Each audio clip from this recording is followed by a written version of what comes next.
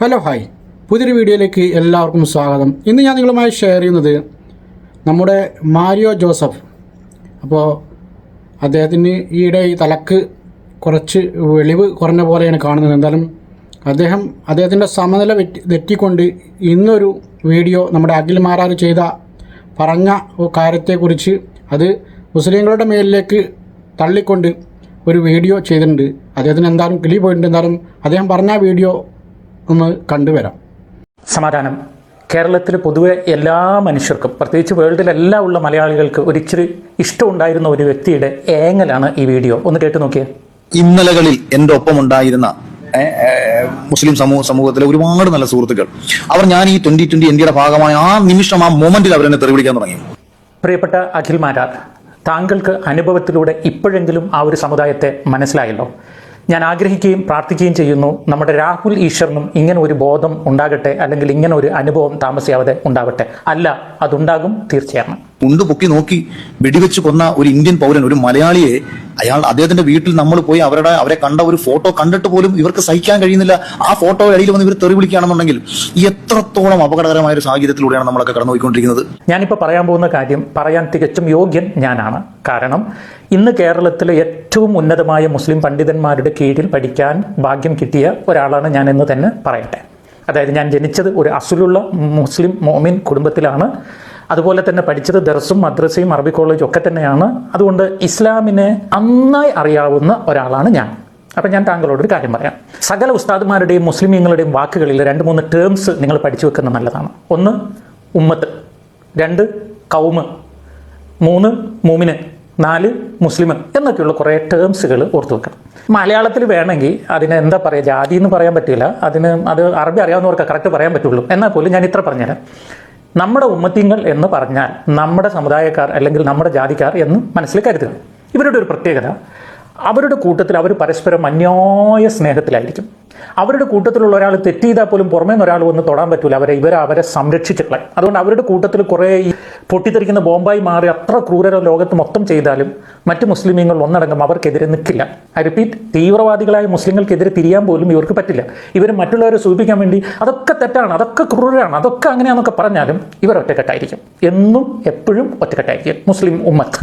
ഈ ഉമ്മത്തിൽ പെടാത്തവരാണ് ഈ പറഞ്ഞ മാരിയോ ജോസഫ് എന്ന ക്രിസ്ത്യാനി ഞാനും അഖിൽ എന്ന താങ്കളും. മുസ്ലിം ഉമ്മത്തിൽ പെടാത്ത ഒരാൾ ഇവർക്ക് എന്നും കാഫറും സത്യനിഷേധികളുമായിരിക്കും. അപ്പോൾ ഇവർ നമ്മളോട് കൂട്ടുകൂടുന്നത് ഇവർക്ക് എന്തെങ്കിലും ഗുണമുള്ള കാലത്തോളം മാത്രമേ കൂട്ടുകൂടുള്ളൂ. ഗുണമില്ലാത്ത കാലത്ത് നിങ്ങൾ പുറത്താണ്. 2, അവർക്ക് നിങ്ങളിൽ നിന്ന് ഗുണമുണ്ടെങ്കിലും അവരുടെ വിശ്വാസത്തെയോ സംസ്കാരത്തെയോ നോണ്ടിയാൽ ഇവരപ്പം നിങ്ങളുടെ ശത്രുവായി മാറും. നിങ്ങൾ പറഞ്ഞ് ഇന്നലെ വരെ അനുകൂലിച്ചവർ ഇന്ന് തെറി പറഞ്ഞെന്നാ.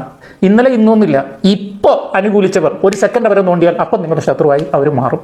ഇത് താങ്കൾ പറഞ്ഞതുപോലെ കേരളത്തിൻ്റെ ഒരു വലിയ അപകടത്തിലേക്കുള്ള യാത്രയാണ് കാണിക്കുന്നത്. ഒറ്റക്കെട്ടായി നിന്ന് കേരളത്തെ ഒരു ഇസ്ലാമിക് സ്റ്റേറ്റ് ആക്കുക എന്ന ചിന്തയോടെ ഇവർ മുന്നോട്ട് പോയിക്കൊണ്ടിരിക്കുകയാണ്. താങ്കൾ പറഞ്ഞത് വളരെ ഗൗരവത്തോടെ എല്ലാ ഹൈന്ദവരും എല്ലാ ക്രൈസ്തവരും മനസ്സിലാക്കട്ടെ എന്ന് ഞാൻ പ്രാർത്ഥിക്കുന്നു. എന്തായാലും കിളി പോയ മാരിയോ ജോസഫിന് നമ്മുടെ ഒരു സഹോദരി ഒരു മറുപടി നൽകുന്നുണ്ട്. അതും കൂടി ഒന്ന് കണ്ടുവരാം. എനിക്ക് എന്തോ ഇഷ്ടമാണ് ചാന്ത് വിട്ട്. അത് കഴിഞ്ഞിട്ട് പറയാണ് സോയിലല്ല ജനിച്ചെന്നുള്ളത് തന്നെ കണ്ട ആർക്കും മനസ്സിലാവും. പിന്നെ എന്തിനാ ഈ നുണ പറയുന്നത്? ഇനി അടുത്തുകൊണ്ട് അത് പറയുന്നില്ല. ബിലാലുൽ അതിന്റെ കൗമുണ്ട് അവിടെ. അത് നിങ്ങളെപ്പോലെ ഇരിക്കും കണ്ടാൽ. അവർക്ക് നിരന്തരം കഞ്ചാവ് വേട്ടയും അല്ലെ അതുപോലെ തന്നെ ബ്രൗൺ ഷുഗറും അതുപോലെ തന്നെ കൊക്കൈനും പിന്നെ ഈ തോക്കായിട്ട് അങ്ങോട്ടും ഇങ്ങോട്ടും നിരന്തരം അടി നടക്കുന്ന ഒരു കൗമുണ്ട്. ഒരു കൗമ് ആ കൗമിൽ ജനിച്ചതുപോലെ ഉണ്ട് താങ്കളെ കണ്ടാൽ. ആളെ മനസ്സിലായല്ലോ. മാരിയോ ജോസഫ് ഭയങ്കര മോട്ടിവേഷൻ സ്പീക്കറാണ്, സുവിശേഷ പ്രസംഗകനാണ്. അങ്ങനെ ഒരുപാട് ഗുണങ്ങളുള്ള ഒരു ദൈവത്തിന്റെ കുഞ്ഞാടെന്നൊക്കെ വേണമെങ്കിൽ പറയാം. അപ്പൊ അത്രയുമൊക്കെ ഗുണങ്ങളുള്ള നമ്മുടെ മാരിയോ ജോസഫ് ആണ് ഒരാളെ വന്ന് ഇങ്ങനെ ബോഡി ഷേമിങ് കൊടുക്കുന്നത്. ഇങ്ങനൊക്കെ ചെയ്യാമോ കുഞ്ഞാടെ? ഇതൊക്കെ തെറ്റല്ലേ? ദൈവം പൊറുക്കുവോ? കർത്താവ് പറഞ്ഞിട്ടുണ്ടോ ഇങ്ങനൊക്കെ ചെയ്യാനായിട്ട്? എന്റെ പൊന്നു ചങ്ങാതി, ഭാരതത്തിലുള്ള എല്ലാ ഔദാര്യവും താങ്കൾക്ക് കിട്ടുന്നു എന്ന് പറഞ്ഞത് ആരുടെ ഔദാര്യം കൊണ്ടാണെന്ന് ഞാൻ ആ വീഡിയോ പറഞ്ഞിട്ടില്ല. ഞാൻ പറഞ്ഞിട്ടുണ്ടാ ഇവിടെയുള്ള ഹൈന്ദവരുടെ ഔദാര്യം കൊണ്ടാണ് ഞാൻ പറഞ്ഞിട്ടുണ്ടാ. ഭാരതത്തിന്റെ എല്ലാ ആനുകൂല്യങ്ങളും താങ്കൾക്കും കിട്ടുന്നുണ്ട് എന്ന് ഞാൻ പറഞ്ഞിട്ടുള്ളൂ. അതിനെന്തിനാ ഇത്ര ഹാസ്യം?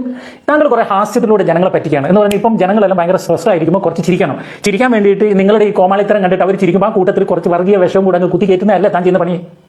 സ്വന്തം ഭാര്യക്ക് 100 രൂപ ചെലവിന് കൊടുക്കണം സുലൈമാനെ. സ്വന്തം ഭാര്യ TV ബോക്സിൽ അടിച്ച് വീട്ടിൽ നിന്ന് പുറത്താക്കി അവളിപ്പോ ചെലവിന് ജീവിക്കാൻ വേണ്ടി അച്ചടക്കം നടത്തുകയാണ്. പട്ടിനടിക്കുന്ന പോലെ അടിക്കുന്ന ബാക്കി ഞാൻ പറയുന്നില്ല. നീ 2 കാര്യം പറഞ്ഞിട്ടുണ്ട്. 500 വേണ്ട 300 രൂപ സ്വന്തം ഭാര്യയ്ക്ക് ചെലവിന് കൊടുക്കാൻ. സത്യം പറഞ്ഞാൽ ഒരു സുവിശേഷകന് പറ്റിയ ഒരു കാര്യമാണ് ഇങ്ങനെ കാണിക്കുന്നത്. എന്തോ നീ കാണിക്കുന്നു വന്നിരുന്നു. ആ ഉസ്താദ് ചോദിച്ചത് ശരിയല്ലേ? സ്വന്തം ഭാര്യയുടെ തലയൊക്കെ അടിച്ചു പൊട്ടിച്ച് ചോര ഒലിപ്പിച്ച് ആ പാമ്പ് ജിജിമാരിയോ അവിടെ നിന്ന് ഇറങ്ങിപ്പോയ കാഴ്ച ഈ ലോകം മൊത്തം കണ്ടതാണ്. അത് പറഞ്ഞപ്പോഴത്തേക്ക് അങ്ങ് പൊള്ളിയോ സുവിശേഷ പ്രസംഗകന്?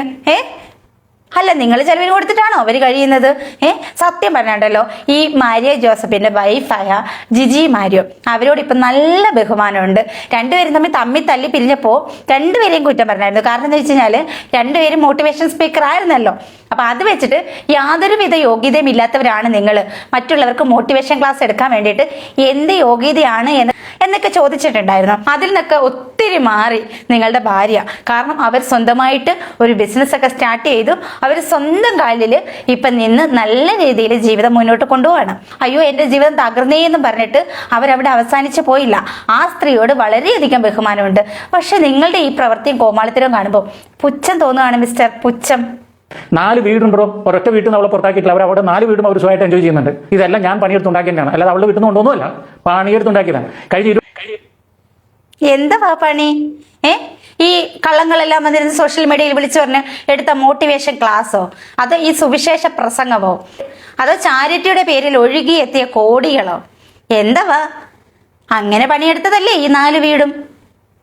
21 വർഷം അവർക്ക് ചെലവിന് നീയാണോ അല്ലെ നിന്റെ വാപ്പയാണോ കൊണ്ടു കൊടുത്തത്? അവർ അന്തസ്സായി ജീവിക്കുന്നത്. ഇനി നീ നിന്റെ ഭാര്യനെ ഒരു കറുത്ത ചാക്കിനകത്ത് പൊതിഞ്ഞിട്ട് ഒരു മുറിയിൽ ഒളിപ്പിച്ചു വെച്ചിരിക്കല്ലേ ഈ അടുക്കളയിൽ മാത്രം? നിന്റെ ഭാര്യനെ പുറത്തുകൊണ്ടൊന്ന് സോഷ്യൽ മീഡിയയിൽ സ്വാതന്ത്ര്യത്തോടെ കൊണ്ടുവരാൻ തനിക്ക് പറ്റുമോ? ആളിന്റെ ആ ഒരു ഭാഷയുടെ ആ ഒരു സ്റ്റൈല് മാറിയത് കണ്ടോ?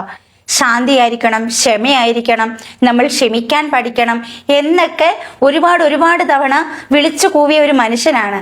ഇപ്പൊ അയാൾ പറയുന്ന ആ ഒരു ഭാഷ, അയാളുടെ വായിൽ നിന്ന് വരുന്ന വാക്കുകൾ എത്ര വൃത്തിഹീനമാണ് അയാൾ പറയുന്നത്. നിങ്ങൾ കേട്ടില്ലേ? നിങ്ങൾ മറ്റൊരാളുടെ ഭാര്യയെ കുറിച്ചിട്ടാണ് ഇങ്ങനെ പറയുന്നത്. പറഞ്ഞിട്ട് കാര്യമില്ല. സ്വന്തം ഭാര്യ വീട്ടിൽ നിന്ന് യാതൊരു മനസാക്ഷിക്കുത്തും തോന്നാതെ അടിച്ചിറക്കിയ വ്യക്തിയിൽ നിന്നും ഇതിൽ കൂടുതൽ വല്ലതും ആരെങ്കിലും പ്രതീക്ഷിക്കണോ?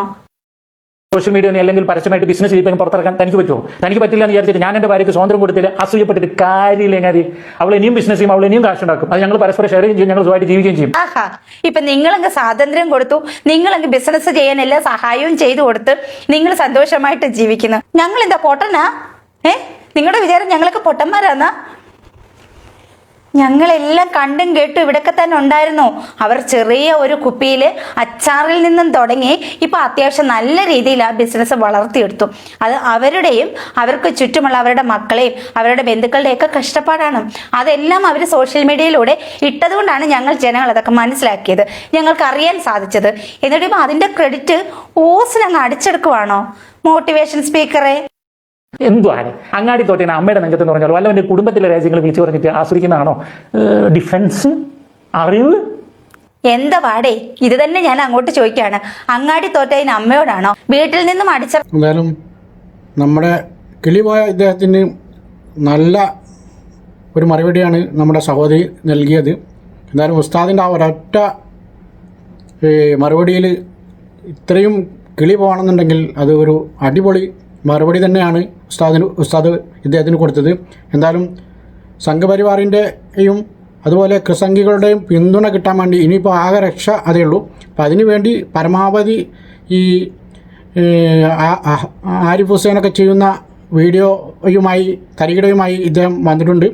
എന്തായാലും അതൊന്നും കേരളത്തിലെ നല്ലവരായ സുഹൃത്തുക്കൾ മനുഷ്യർ ഉൾക്കൊള്ളാൻ പോകുന്നില്ല എന്നുള്ളൊരു വിഷമം കൂടി ഇദ്ദേഹത്തിൻ്റെ ഈ വീഡിയോയിൽ നമുക്ക് കാണാൻ കഴിയും. എന്തായാലും ഈ വിഷയത്തിൽ നിങ്ങളുടെ അഭിപ്രായം കമൻറ്റായി രേഖപ്പെടുത്തുക. എൻ്റെ ചാനൽ ആദ്യമായിട്ടാണ് കാണുന്നത്, ചാനൽ സബ്സ്ക്രൈബ് ചെയ്തൊക്കെ ഷെയർ ചെയ്യുക.